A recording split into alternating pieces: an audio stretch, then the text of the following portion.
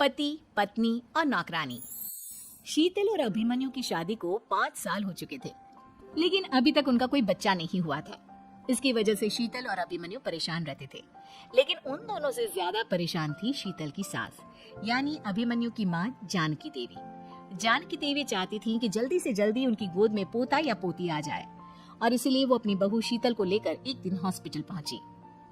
Doctor madam, जरा ठीक से चेक करके बताइए ना, कई बड़े बड़े डॉक्टर को दिखाया है, लेकिन मेरी बहू माँ ही नहीं बन पाती। मैंने शीतल को बहुत अच्छे से चेकअप किया है।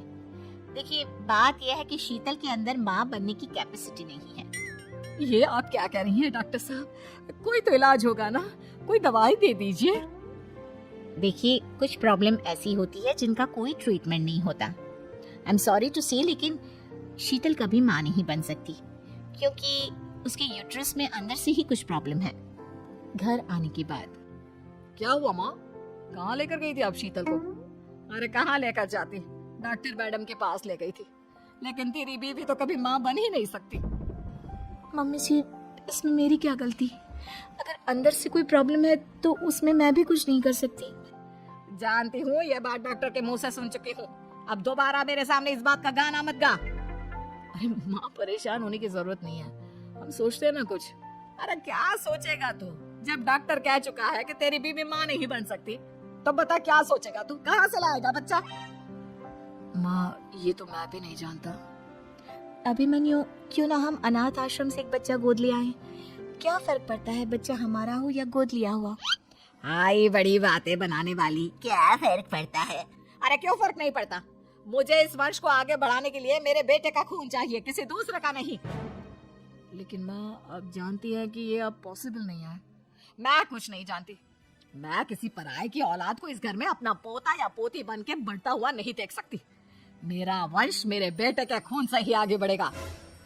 लेकिन मम्मी जी, ऐसा कैसे हो पाएगा? आप अच्छी तरह जानती है ना, मेरा और अभिमन्यु का बच्चा नहीं हो सकता। तो मैं अपने बेटे की दूसरी शादी करवाऊंगी, और अपनी दूसरी बीवी से यह मुझे बच्चा पैदा करके देगा। ये आप क्या कह रही हैं माँ? मैं किसी और से शादी नहीं करने वाला। मेरे रहते हुए आप अभिमन्यु की शादी किसी और से करवाएंगी? मम्मी जी, आप ऐसा कैसे कर सकती हैं? तो बस देखती जा बहू, मैं ऐसा कैसे कर सकती हूँ। कुछ दिनों के बाद, अभिमन्यु, मैंने तेरे लिए लड़की ढूंढ ली है। माँ, मैं आपको कितनी बार समझाऊं, मुझे किसी से शादी नहीं करनी है। पहले मेरी बात सुन। ये जो चमेली है ना, हमारे घर में काम करने आती है, वो तुझसे शादी करने के लिए तैयार है। मम्मी जी, आप अभिमन्यु की शादी एक नौकरानी के साथ करवाएंगी? वो इसलिए क्योंकि चमेली दिखने में बहुत खूबसूरत है, बच्चा भी सुंदर ही होगा। मम्मी जी, लेकिन एक बच्चे के लिए अपने बेटे की शादी नौकरानी के साथ करवाना, क्या ये सही है? अगर अभिमन्यु ने शादी नहीं की ना, तो मैं अपनी जान दे दूंगी। आप देख लो, अगर तुम्हें अपनी माँ की जान प्यारी है तो तुम्हें इस नौकरानी के साथ शादी करनी ही होगी।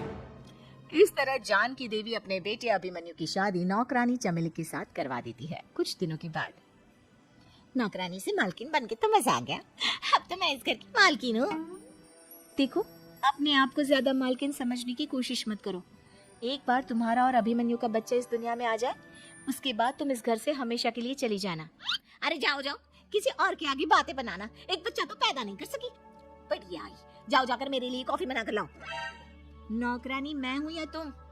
मम्मी जी, देखिए ना, शीतल मुझसे किस तरह से बात कर रही है। शीतल, तुम्हें पता है ना चमेली प्रेग्नेंट है, मेरे बेटे के बच्चे की माँ बनने वाली है। वो जैसा कहती है वैसा करो। लेकिन मम्मी जी, वो मुझे नौकरों की तरह ट्रीट कर रही है। अरे तो करेगी ना, वैसे भी बहू तुम हो किस काम की, एक बच्चा तो पैदा नहीं कर सकती। जाओ अब घर के सारे काम करो और चमेली को आराम करने दो। थैंक यू मम्मी जी, भगवान आपका भला करे। आप नहीं होती तो मैं नौकरानी से महारानी कैसे बनती? देखो, तुम्हें जो चाहिए सब मिलेगा, खूब खाओ पियो, मजे की जिंदगी जियो, लेकिन बस मुझे एक बच्चा पैदा करके दे दो। कुछ दिनों के बाद, मम्मी, बच्चे के लिए आपने मेरी शादी चमेली के साथ करवा तो दी, लेकिन दिन और रात का चैन मिट गया है। सारा दिन शीतल और चमेली की बहस चलती रहती है। अब शीतल को इस घर में रखने से क्या होगा? मैं तो कहती हूँ उसे घर से निकाल दो, है भी किस काम की। मैं ऐसा नहीं कर सकता माँ, वो मेरी पत्नी है, उससे बहुत प्यार करता हूँ मैं। तुम्हारी पत्नी चमेली है, चमेली, उससे प्यार करो। अरे तुम्हारे बच्चे को जन्म देने वाली है वो।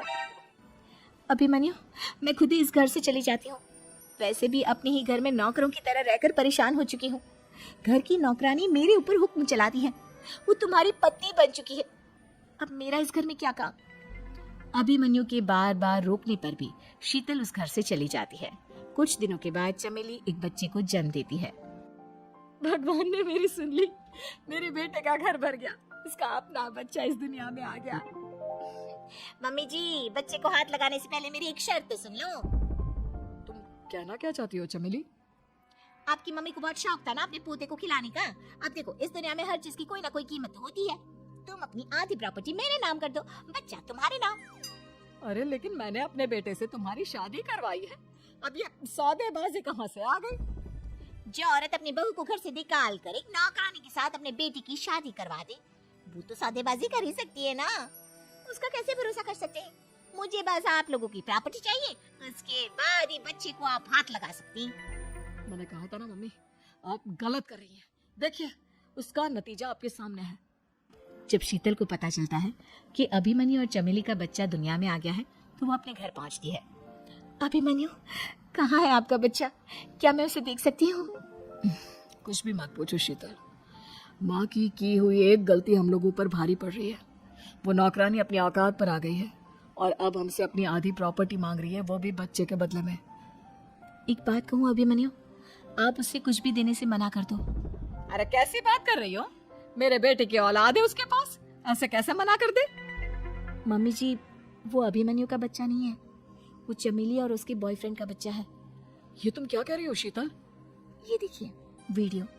चमेली और उसका बॉयफ्रेंड आपस में बातें कर रहे हैं कि उन दोनों ने मिलकर आपको बेवकूफ बनाया है और अब इस बच्चे के बदले आपसे प्रॉपर्टी भी हड़प लेंगे। हे भगवान, ये मुझसे क्या हो गया? ना तो बच्चा मिला और अपने बेटे की नौकरानी के साथ शादी करवा दी, सो अलग। अब क्या होगा? मुझे माफ कर दो शीतल, मेरी वजह से तुम्हें बहुत तकलीफ हुई है। अभिमन्यु, मैंने कहा ना, उस नौकरानी को उसके बच्चे सहित इस घर से बाहर निकाल दो।